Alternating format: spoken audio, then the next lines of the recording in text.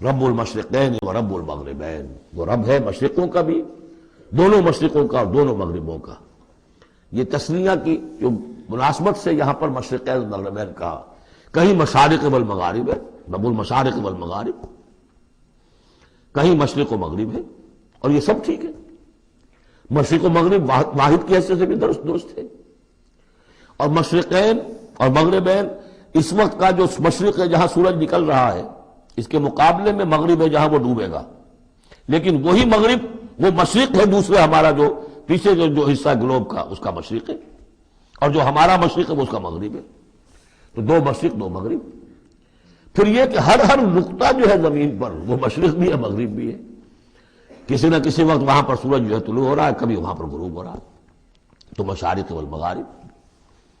لیکن یہاں پر تسنیہ کی مناسبت سے رب المشرقین و رب المغربین، دونوں مشرقوں کا رب مالک اور دونوں مغربوں کا۔